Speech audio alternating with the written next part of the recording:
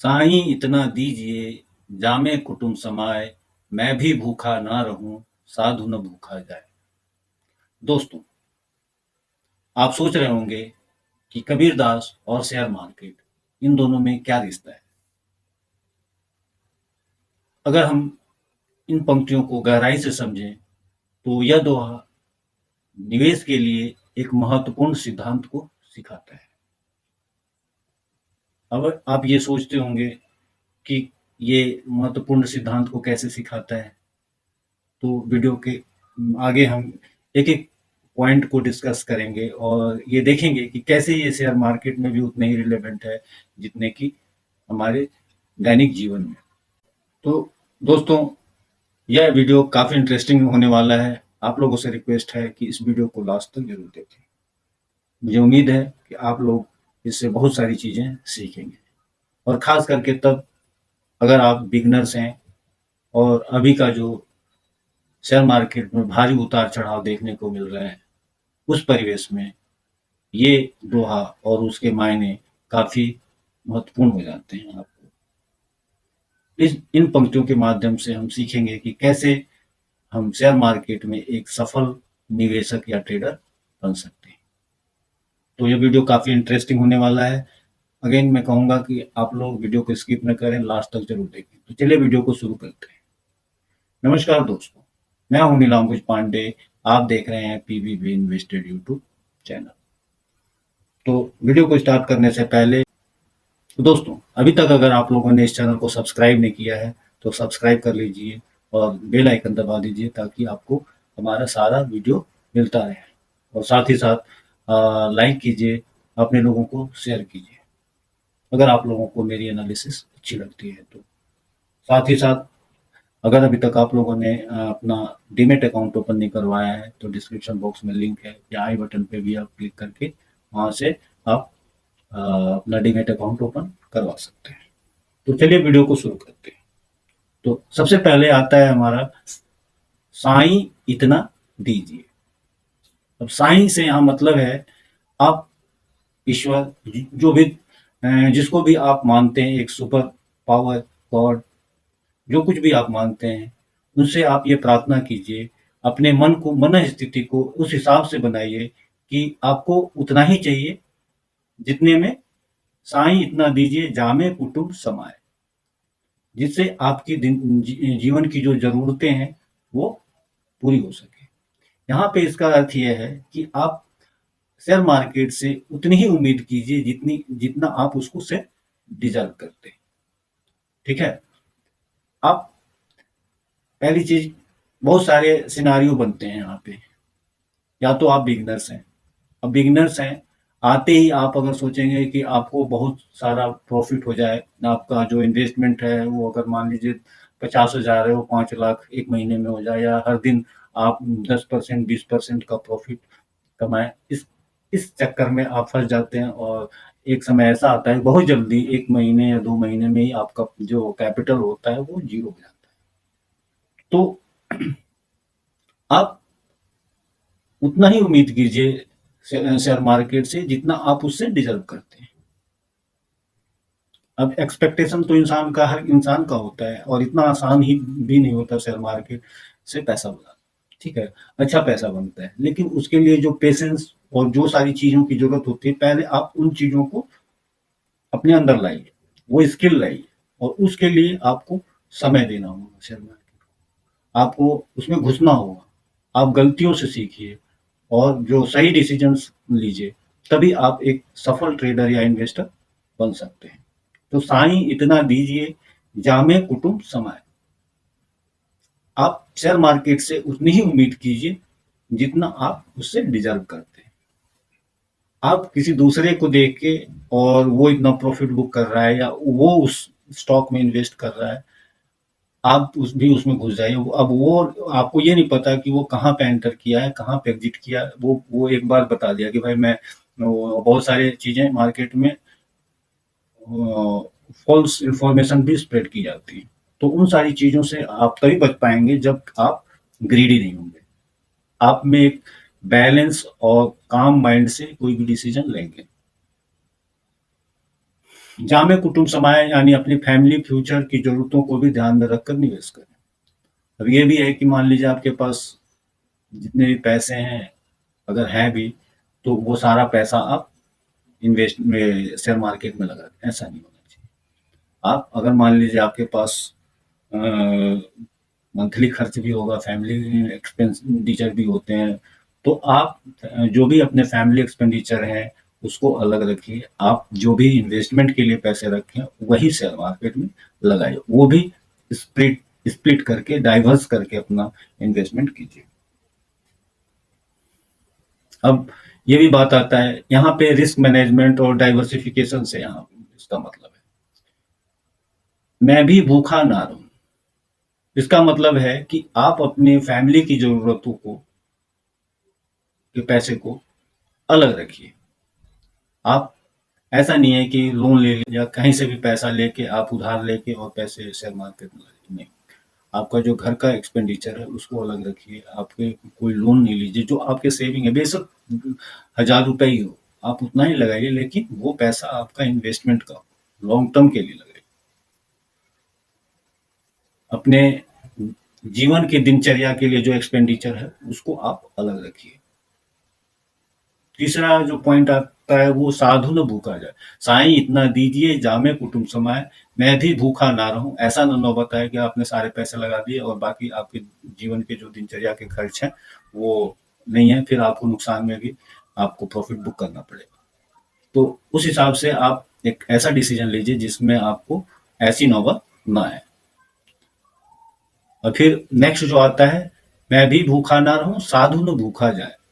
अब साधु न भूखा जाए से मतलब है कि यहाँ पे साधु का मतलब है सज्जन, आगंतुक, आपके रिश्तेदार, समाज। अब आप कहेंगे कि समाज और रिश्तेदार से में क्या मतलब है? यहाँ इसका मतलब है कि आपसे जो भी जुड़े हुए लोग हैं, आपके परिवार, आपके रिश्तेदार, वो आप उनकी मदद तभी कर सकते हैं जब आप खुद सक्षम होंगे, उनकी मदद करने लायक होंगे। तो अपने आप को आप उस हिसाब से बनाइए कि आप दूसरों से लेने की बजाय उनको कुछ देने की सोच रखिए, और उसके लिए आपके पास होना चाहिए। तो इसका मतलब यहाँ पे ये है।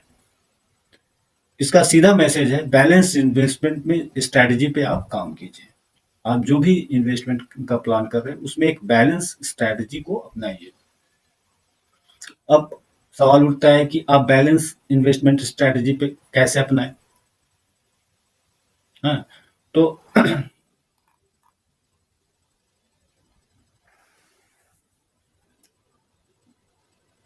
तो सवाल ये उठता है कि हमें बैलेंस इन्वेस्टमेंट कैसे करना चाहिए? तो इसके लिए कुछ पॉइंट्स हैं जो हमें आपको ज़रूर ध्यान रखना चाहिए। हमने इस बारे में पहले अभी इस वीडियो में भी डिस्कस किया, लेकिन फिर से आता है कि आप अपने फैमिली फंड से मतलब आपके दिनचर्या, आपके जो मंथली एक्सपेंडिचर है, उसको आप अलग रखिए। उसको इन्वेस्टमेंट या ट्रेड में यूज़ मत कीजिए। उन पैसों को अलग ही रखिए आप, ताकि आपके दिनचर्या के जो एक्सपेंडिचर हैं, उस पे कोई प्रॉब्लम ना आए। दूसरा आता है ग्रोथ फंड। आप मान लीजिए आप 1,00,000 रुपए आपका इनकम है या 50,000 आपका इनकम है। अब आपका एक्सपेंडिचर जो भी हो, हर किसी का अपना एक्सपेंडिचर का हिसाब किताब होता है, लेकिन आप अपने जो भी मंथली इनकम है उसमें कुछ प्रोपोर्शन, मान लीजिए आप बहुत कम कर पाते हैं तो 10% ही मान लीजिए, आप अगर अपने पूरे इनकम का 10% भी अगर आप एक ग्रोथ फंड बनाइए, जिसमें आपको ये 10% जो पैसे हैं वो आने वाले समय के लिए आप उसको इन्वेस्ट कीजिए। अब वो इन्वेस्टमेंट कहाँ कीजिए? वो इन्वेस्टमेंट आप लॉन्ग टर्म के कुछ स्टॉक ऐसे सेलेक्ट कीजिए, ब्लू चिप कंपनियां हो या अच्छी कंपनियां हो जिनकी बिजनेस डाइवर्स हो, और जिसमें आपको लगता है कि ये कंपनियों की आने वाले समय में एक फ्यूचर अच्छा है, पोटेंशियल है उस कंपनी में, उनकी ग्रोथ अच्छी हो सकती है, तो उन कंपनियों में आप इन्वेस्ट करिए। साथ ही साथ आप ये एक मान्यता ये भी है कि आप उन्हीं सोशल जिम्मेदारी को भी आप ओन कीजिए, और आप वैसे ही स्टॉक में इन्वेस्ट कीजिए जो पर्यावरण और समाज के लिए हानिकारक न हो। अब क्यों ऐसा कहा जा रहा है? क्योंकि जो भी पर्यावरण अवेयरनेस दिनों दिन बढ़ते जा रहा है।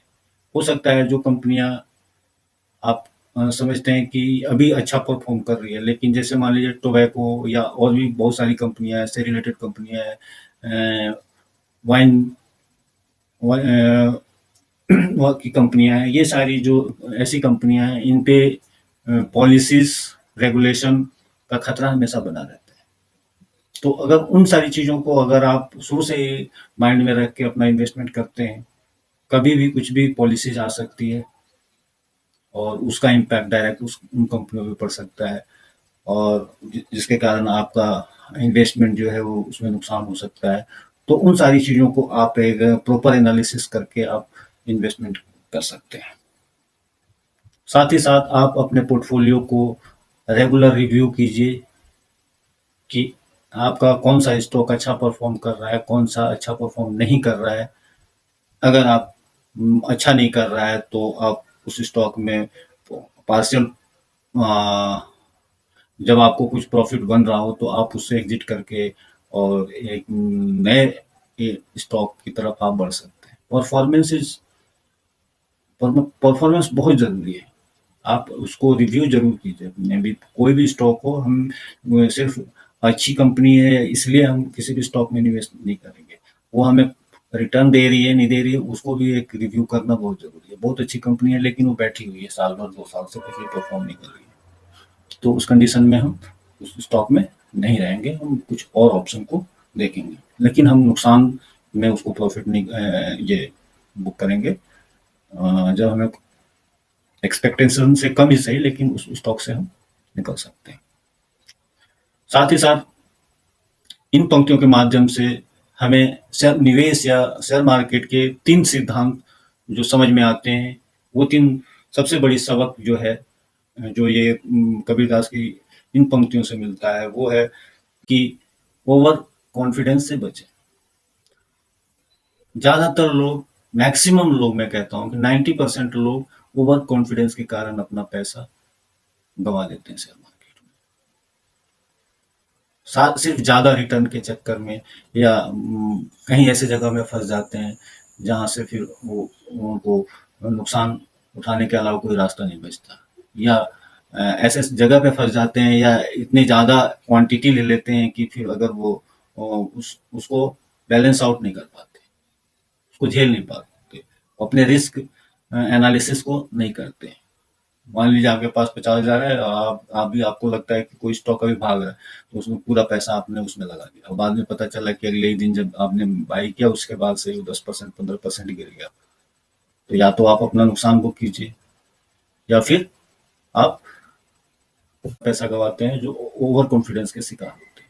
ऐसी जगह पे फंस जाते हैं जहाँ पे, या इतने अमाउंट पे पैसा लगा देते हैं कि उनका भारी नुकसान हो जाता है। वो प्रॉपर तरीके से अपना रिस्क एनालिसिस नहीं करते, स्टॉप लॉस का सही उपयोग नहीं करते, कितना अमाउंट किस स्टॉक में कितना लगाना है, ये सारी प्रॉपर तरीके से अपना रिस्क एनालिसिस नहीं करने के कारण उनका ये बड़ा नुकसान होता है। जो दूसरा इंपॉर्टेंट पॉइंट है वो संतुलन बनाए रखें। आप अपने इनकम, खर्च और निवेश, इन तीनों के बीच में आप एक संतुलन बनाएं, तभी आप एक सही मायने में एक अच्छा ट्रेडर या अच्छा इन्वेस्टर बन सकते हैं। मैं तो ये रिकमेंड करता हूँ, जो नेक्स्ट पॉइंट है वो है लॉन्ग टर्म की सोच। मैं तो भाई सबको यही रिकमेंड करता हूँ कि शेयर मार्केट में अगर आपको अच्छा पैसा बनाना है तो अच्छे स्टॉक में लॉन्ग टर्म के लिए इन्वेस्ट कीजिए।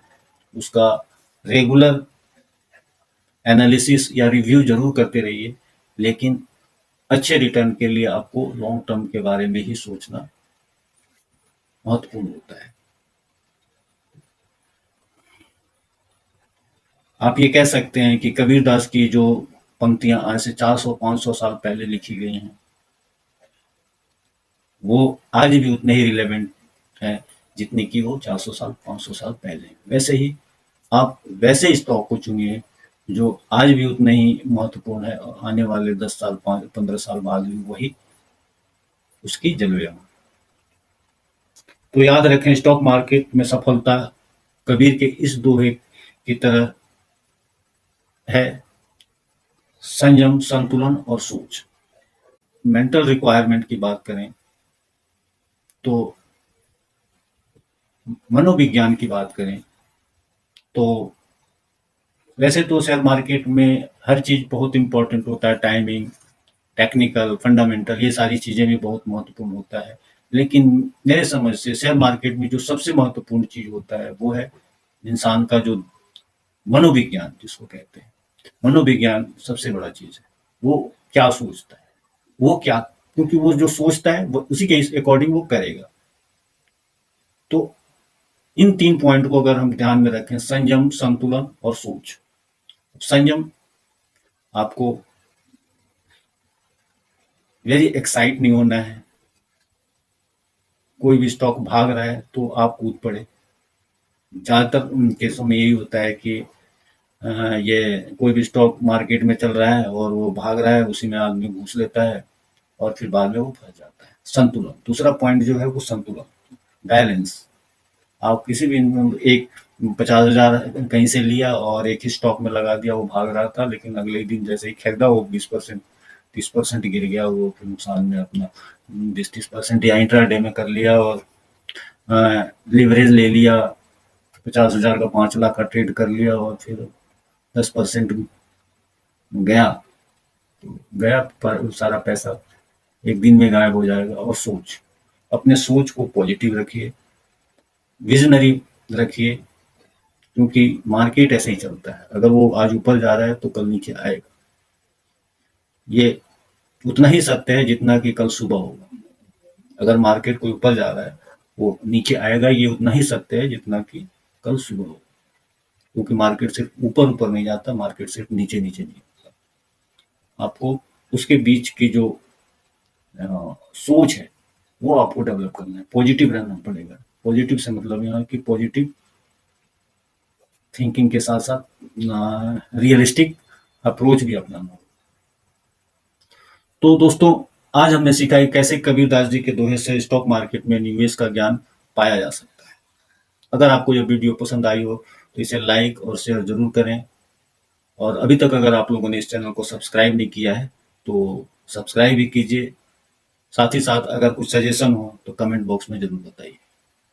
अगर आप लोगों से रिक्वेस्ट है कि यह वीडियो आपको कैसा लगा, कभी इस तरीके के आप और भी वीडियो देखना चाहते हैं तो कमेंट बॉक्स में जरूर बताइए।